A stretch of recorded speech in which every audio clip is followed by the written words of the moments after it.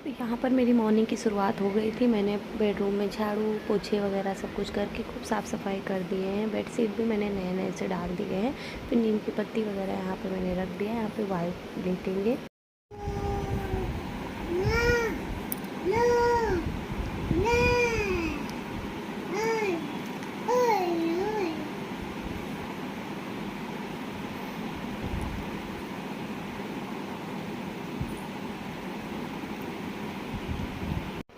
फिर वायु काफ़ी टाइम तक झूले में झूलते रहे। इनका अभी नया झूला इनके नाना जी ला दिए हैं और ये हमेशा से झूले के बहुत शौकीन थे। इसके पहले जब मैं पहली बार भैया हुआ था मुझे, मैं मायके आई थी जब फर्स्ट बारी बनते से, तो भी बाबू को मतलब नाना ने पालने दिए थे। वॉकर वगैरह सारी चीज़ें तो मैं ससुराल में ही मतलब छोड़ के ऐसे आ गई थी। यहाँ पर मैंने नया झूला इनके ले लिया। झुलाते झुलाते ये झूले में सो गए।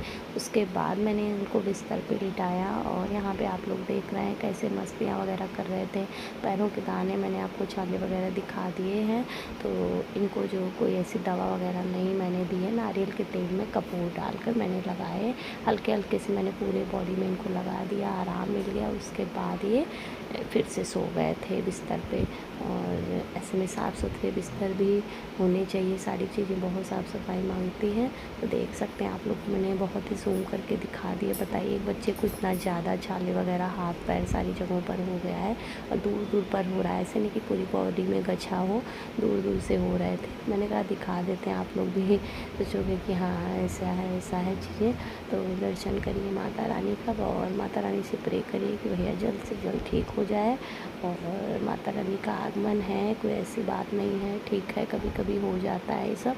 उसके बाद यहाँ पे इनको मैंने जो कहते हैं पानी से उबार कर मैंने लोटे वगैरह नीचे बिस्तर के रख दिए थे। कुछ नीम की पत्तियाँ बगल में रख दी। उसके बाद मैंने बिस्तर के नीचे भी नीम की पत्तियाँ रख दी थी। बाबू सो गया।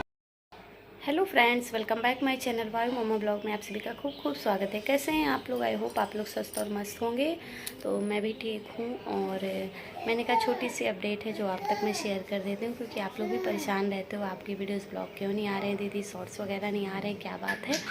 तो मैंने सोचा छोटा सा ब्लॉग बना देती हूँ और आपको मैं अपडेट दे देती हूँ। तो एक्चुअली ये चीज़ें बतानी नहीं चाहिए, लेकिन मैंने कहा आप तक शेयर करते हैं, आप हमारी फैमिली हैं। तो अभी एक जो मैंने ब्लॉग डाला था उसमें भी मैसेज आया कि आप अच्छे अच्छे शॉर्ट्स वीडियोस ब्लॉग सारी चीज़ें बनाइए।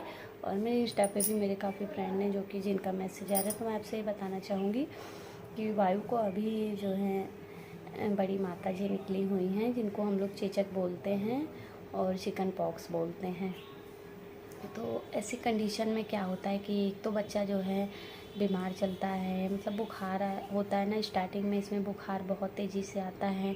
उसके बाद पूरी बॉडी बहुत सुस्त हो जाती है, बड़े बड़े से छाले वगैरह जो पूरी बॉडी में निकलना स्टार्ट हो जाते हैं, तो बच्चा बहुत ही परेशान हो जाता है। तो जब वायु मेरे इतने परेशान हैं तो मैं सच बता रही हूँ कि मेरा कुछ ऐसा करने का मन नहीं हो रहा है कि मैं ऐसी कोई चीज़ें करूँ।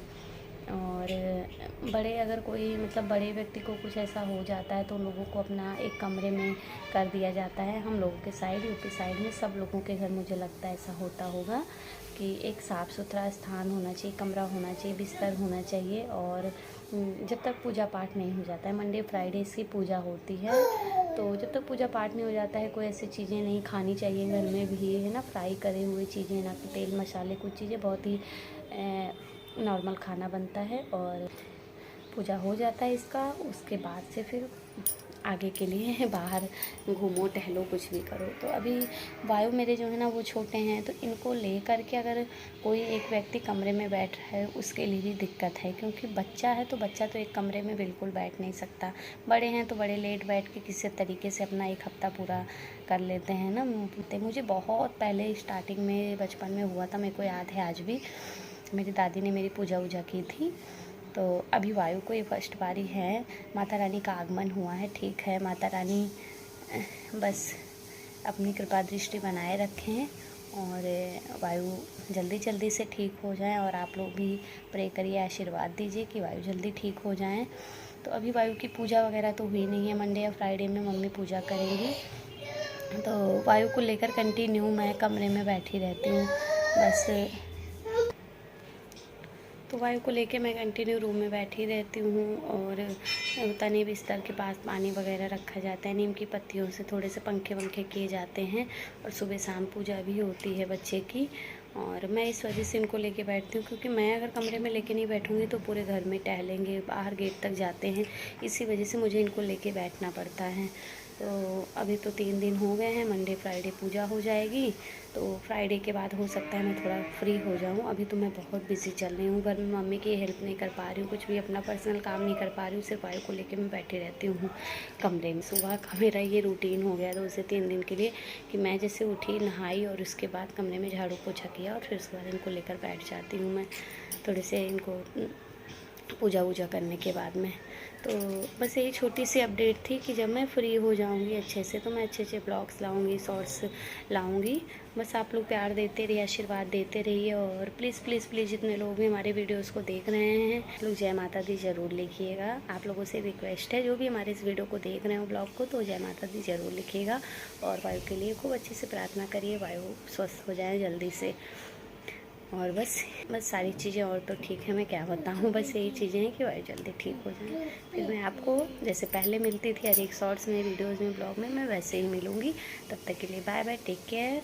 और जो भी भाई हमारे नए सब्सक्राइबर हैं, और वो लोग हमारे भी पुराने वीडियोज़ को भी मेरे देखें और अपना प्यार आशीर्वाद बनाए रखें। और जो भी हमारे वीडियोस को देखते हैं बट सब्सक्राइब नहीं किए हैं तो सब्सक्राइब भी ज़रूर से ज़रूर कर लें।